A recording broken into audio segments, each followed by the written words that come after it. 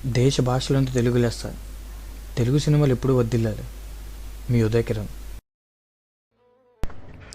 ముఖ్య గమనిక, అందరూ అనుకున్నట్లు ఇది ఒక లఘు చిత్రం కాదు, ఒక ప్రయోగాత్మక చిత్రం.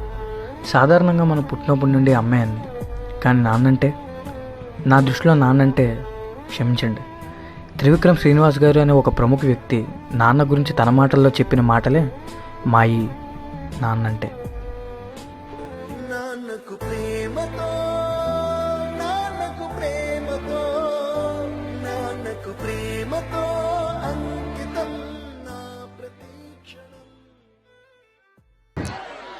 అంటే నా ఫీలింగ్ ఏంటంటే, సామాన్యంగా అందరూ అమ్మ గురించి మాట్లాడతారు. ఇప్పుడు అమ్మ నవమాసాలు మోస్తుంది, కంటుంది, మనని పెంచి పెద్ద చేస్తుందని. కానీ మన నాన్న వేలు పెట్టుకునే నడుస్తాం. చిన్నప్పుడు ఒక స్పానిష్ ఆర్ బ్రెజిలియన్లో ఒక సామెత ఉంది, ఏంటంటే పిల్లలకి ఫాదరే సూపర్ హీరో, వాళ్ళ ఫాదర్ సూపర్ మ్యాన్ అనుకుంటారు. ఏమైనా చేయగలడు మా నాన్న ప్రపంచంలో సాధించలేదంటే ఏం లేదనుకుంటారు. వాడు స్కూల్కి వెళ్ళి వాడికి ఒక 10 ఏళ్ళు అంత వచ్చిన తర్వాత ఇంకా వేరే వాళ్ళు, ఇంకా డబ్బున్న వాళ్ళ ఫాదర్లని, లేదా ఇంకా బాగా పెద్ద పెద్ద కార్లు ఉన్న వాళ్ళని వెళ్ళి చూసిన తర్వాత మా నాన్న అంత గొప్పడు కాదేమో, మా నాన్నకంటే గొప్పడు కూడా ఇంకా చాలామంది ఉన్నారేమో అనిపిస్తుంది. అదే ఒక 15 ఏళ్ళు దాటి 18 ఏళ్ళు అవి వస్తున్నప్పుడు, నాన్న సిగరెట్ కాల్చొద్దురా, లేదా బాగా చదువుకోరా, రాత్రిపూట ఇడ్లీకి ఇంటికి రారా, ఇలాంటివన్నీ చెప్పినప్పుడు మా నాన్న ఏంటి బాగా నసదొబ్బుతున్నాడు, చేదస్తాం అనుకుంటాను, మా నాన్నకి సరిగ్గా తెలియదు అనుకుంటా బతకటం, అందుకని ఇలా అయిపోయాడు అనుకుంటాడు. వీడికి ఒక 20 ఏళ్ళు 25 ఏళ్ళు వచ్చి ఒక అమ్మాయిని పెళ్లి చేసుకున్న తర్వాత ఒక ఫ్లాట్ రెంట్కి తీసుకోవటం, ఉద్యోగం చేయటం, నెలాఖరికి వచ్చేసరికి అప్పులు చేయాల్సి రావటం, బిల్స్ కట్టాల్సి రావటం, ఇలాంటప్పుడు నాన్న మనం మరీ అనుకున్నంత వేస్ట్ ఏం కాదనుకుంటే బాగానే మేనేజ్ చేసినట్టున్నాడు 4 పిల్లలు. కానీ మనకి దీనమ్మ ఇంకా ఒక్కడిని కూడా కనకుండానే ఇంత కష్టంగా ఉంది మనకి అనిపిస్తుంది. ఆ తర్వాత ఒక 35-40 దాటిన తర్వాత పిల్లలు కొంచెం పెద్దవాళ్ళు అవుతుంటే స్కూల్ ఫీజులు, ఆ తర్వాత వాళ్ళకి ఏదైనా ఒంట్లో బాగున్నప్పుడు రాత్రిపూట హాస్పిటల్కి పరిగెత్తటాలు, ఏదైనా ఒక కష్టం వస్తే డబ్బుల కోసం ఎత్తుక్కోవటాలు, ఇలాంటప్పుడు నాన్న గుర్తుంచి కళ్ళల్లో నీళ్ళు వస్తాయి. ఈ బాబు ఇన్ని కష్టాలు పడి మన అందరినీ పెంచి ఇక్కడ దాకా తీసుకొచ్చాడని. కానీ మనం అది చెప్పేసరికి చాలామంది నాన్నలు 2 రోజులు చచ్చిపోతారు. అందుకని నా ఉద్దేశం ఏంటంటే, నాన్న బతికుండగానే మనం అందరం థ్యాంక్స్ చెప్దాం. మన భారతీయులందరికీ కూడా ఒక డే అనే దాని మీద పెద్ద నమ్మకం లేదు.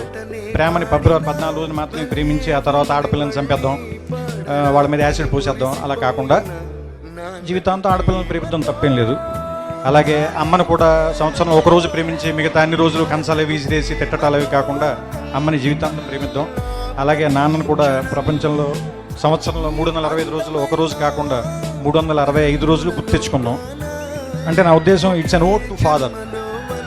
ఎందుకంటే ఫాదర్స్ సరిగ్గా గుర్తింపు లేకుండా మిగిలిపోయిన ఒక పాత్ర అనిపిస్తుంది నాకు, కావ్యాల్లో కానీ, నాటకాల్లో కానీ, సినిమాల్లో కానీ.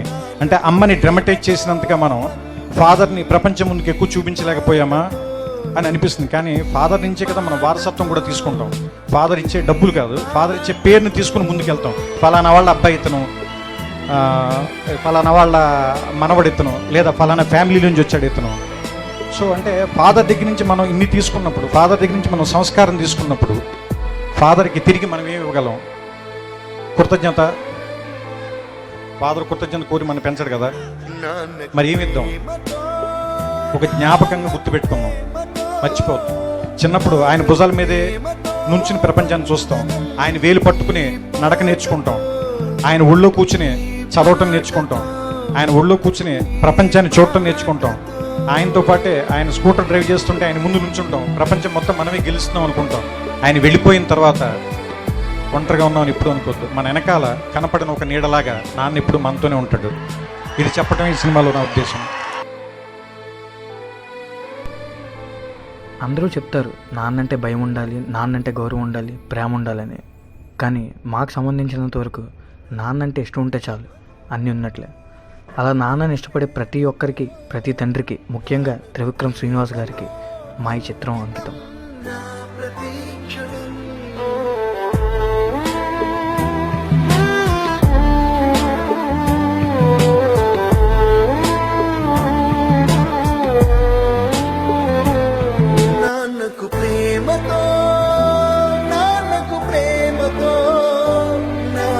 ప్రేమతో అంకితం ప్రతి క్షణం